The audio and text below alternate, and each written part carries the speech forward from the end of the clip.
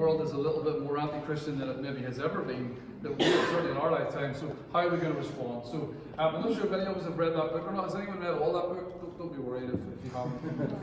I will encourage you to. But a lot of this stuff comes from the books, and it's very, very helpful in dealing with objections that come our way. So how are we going to respond? The first thing, there's a couple of key points here. The first one is, what do you mean?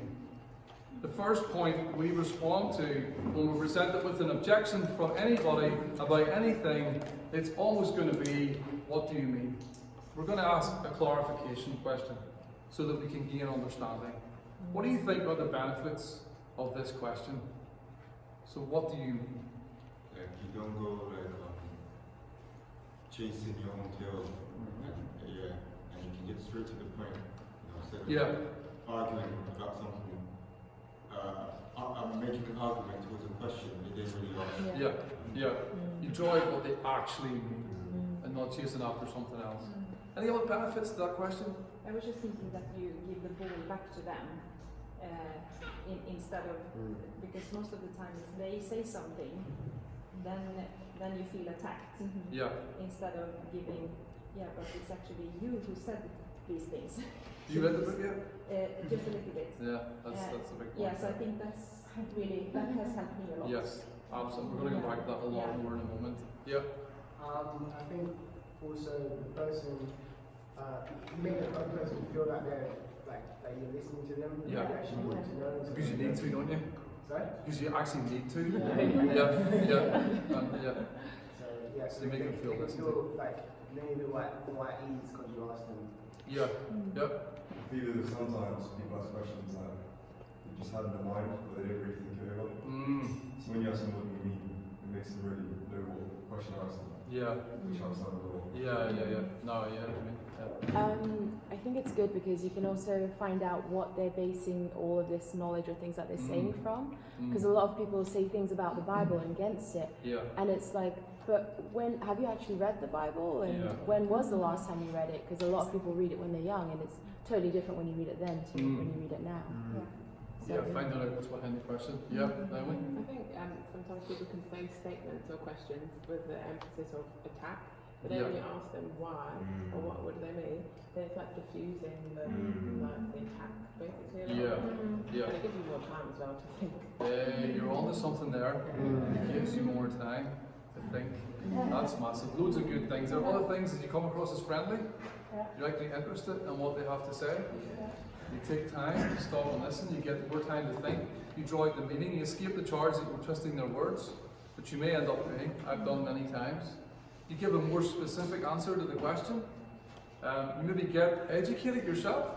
What do you mean? We just chatted there about Islam and how we deal with that. Sometimes I just need to get educated maybe on the pillars of Islam and what that means for them and what style they follow. It just gives me a chance to get educated. And like you said, it takes the pressure off us. Pressure's not us straight away. So when you're fired out with an objection, and again, maybe it's obvious, so you think it's obvious, but it's always good to say, well, what do you mean by that? Because if it's just a one line, it does need some weight behind it. Well, what does that mean? Because that can mean any number of things. We're seeking clarity. Tell me more. How so? Why do you say that? They're all what do you mean type responses. What do you mean? How so? And then you avoid starting with statements that close people down, which is so easily done. You want to fire in with what we think, what I think of what you just said. We jump straight in with the battle. They battle it, we battle back again, and they're like, oh, whatever. You just shut people right down. What do you mean? You're inviting conversation. You're opening things up to have more discussion. Jesus done this all the time. You see on the board there? What were you searching? Were you searching for me, or why were you searching for me? Is it lawful to do good on the Sabbath or not? What credit is it to you?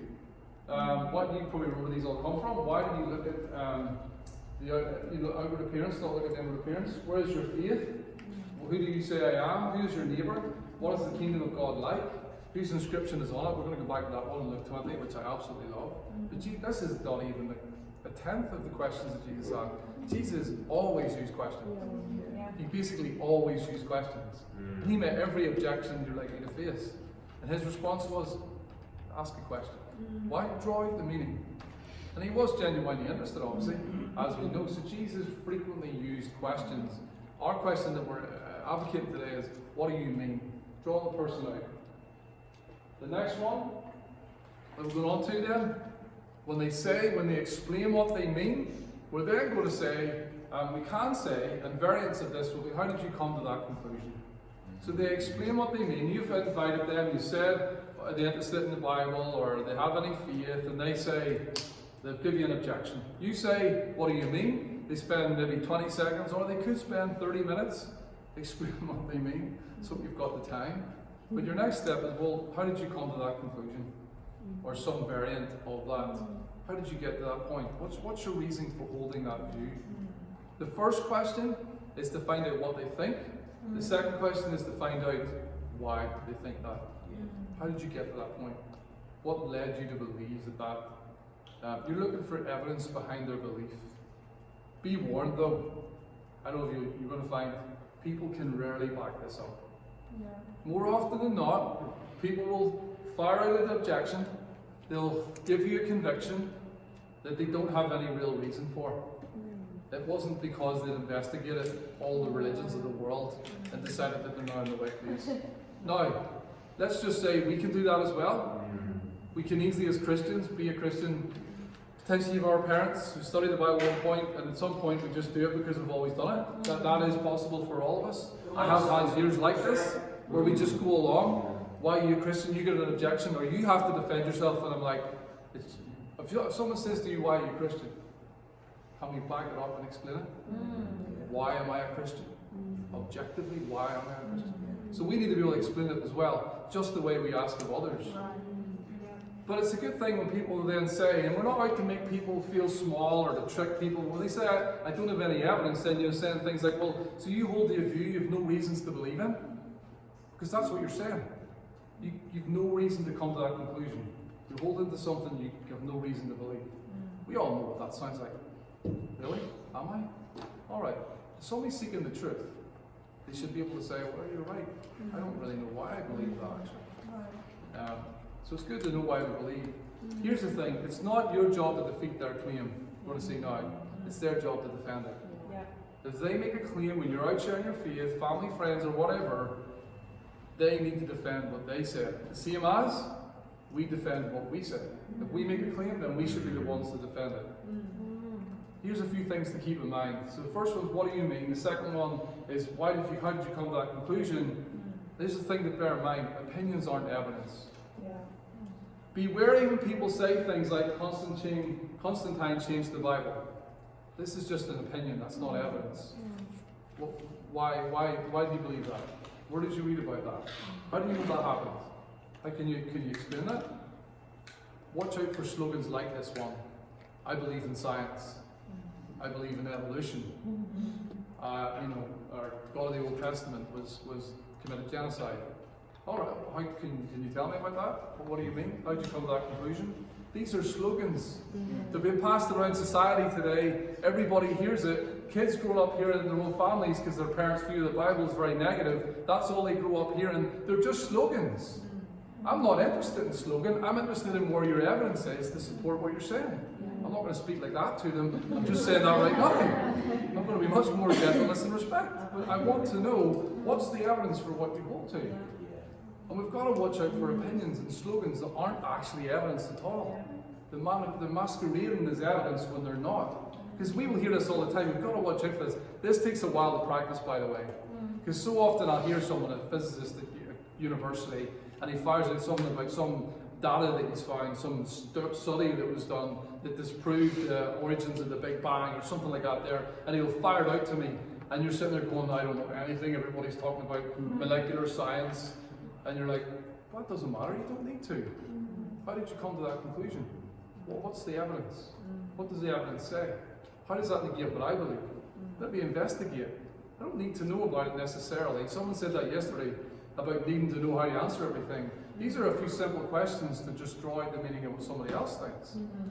And the best thing that we can do is not panic. And all this stuff gives your mind a little bit of time to think through what they're saying. There's something that's essential happening here. We're reversing the burden of proof. Christians always take on the burden of proof. We feel obliged to take on the burden of proof all the time, that we have to explain everything. That's not an equal playing field. Whoever makes the claim needs to be the one that defends it. Debates about doctrine are just the same. In-house discussions about different doctrines, once saved, always saved, Calvinism, I believe faith alone, which we'll cover a bit later on. These are just the same. What do you mean? Where does the Bible say that? Where did you come to that conclusion? You defend what you just said to me. I don't need to jump in and say something different. I need you to defend what you just said to me.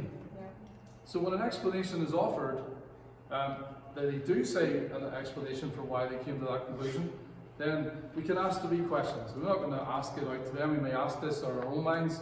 Is what they've said possible? Is what they've said plausible? And is what they've said probable?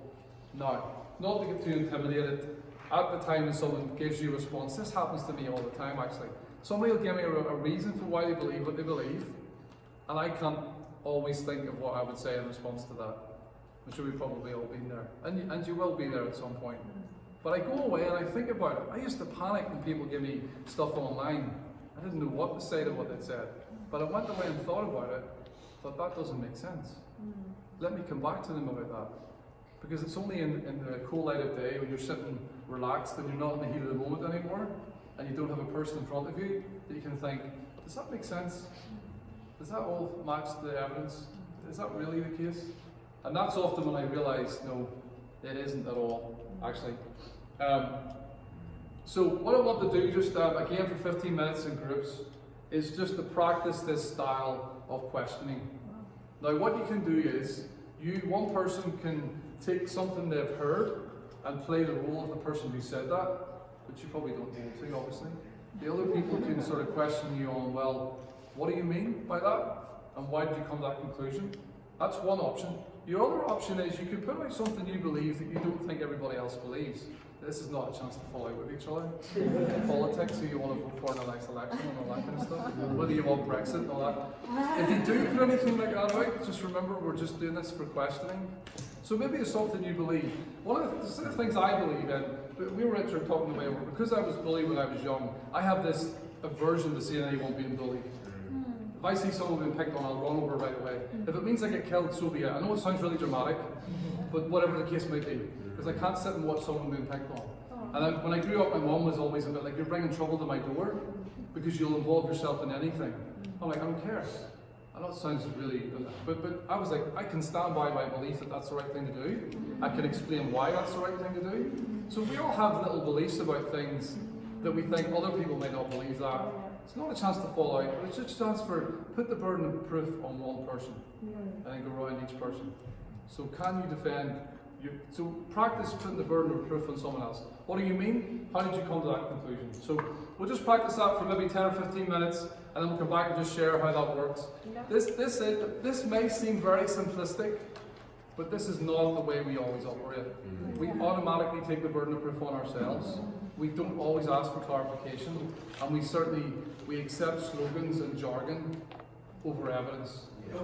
This is not the natural environment to practice this, but it's just a chance to think, how can I question someone that's offered something that I don't necessarily believe? So take 10 minutes, okay, in groups again. Practice that.